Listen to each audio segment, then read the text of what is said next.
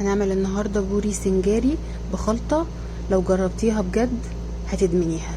اطعم خلطة سنجاري ممكن تجربيها، دايبة دوب وريحتها تجنن. يلا بينا نخش على المكونات. عندي فلفل الوان وطماطم وجزر مبشور وثوم وكزبرة، كلهم مقطعاهم قطع صغيرة. حطيت كله على بعضه وهبدأ ان انا اتبلهم. عندي التوابل بتاعتي ملح وفلفل وبابريكا وكزبرة وكمون، طبعا اساسي الكمون. حطيت عليهم شوية زيت زيتون صغيرين او اي نوع زيت عندك موجود. هتقلبيهم كويس علشان المكونات كلها تمتزج مع بعضها، وطبعا في التقليب ده بيطلع ريحة رهيبة. عندي عصير 2 ليمونة هحطهم عليهم، طبعا السمك ما ينفعش من غير ليمون. وبس كده. عندي سمكية بقى بوري منضفاها ومش بشيل القشر من بره. ما تشيليش القشر من بره، ده بيحافظ على السمكه انها ما تتحرقش وانها ما تبقاش طريه معاكي في الاكل. نضفتها وفتحتها من الظهر كده وقطعتها الحمد لله. جبت بقى فويل كده وعملته على شكل مركبه وحطيته جواها. وهبدا ان انا اتبل قبل ما اتبل همسح الاول السمكه، هشفط منها الميه كده عشان تبقى ناشفه والتتبيله تمسك فيها كويس.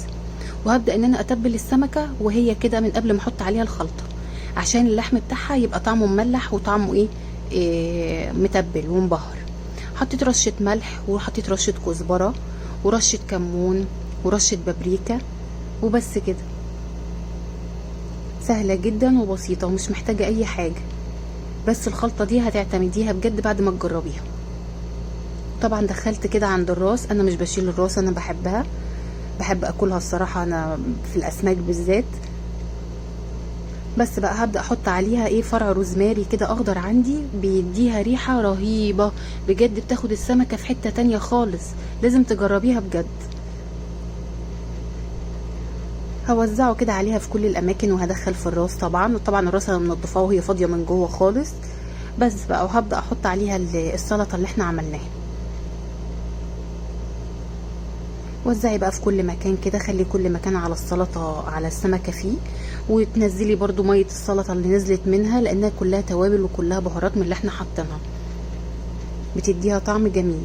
حاولي ان انتي تفصلي كده السفة، تفتحي مكان كده للتتبيلة، لان السمكة عندي انا جايباها كبيرة، فكان لازم ان انا انغص فيها واوصل التتبيلة فيها في كل حتة.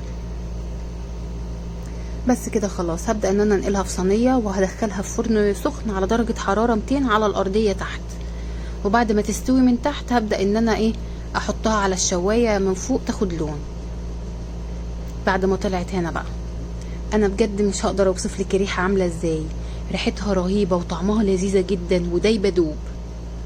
خدت حوالي من ربع ساعة ل20 دقيقة في الفرن. شايفة التسوية واللحمة بتاعها بجد تجنن، لازم تجربوها. ما تنسيش لو عجبك الفيديو تشتركي في قناتي وتنزلي تضغطي لايك وتقولي لي بتشوفينا منين وتدعميني، عشان انا محتاجة دعمكم بجد.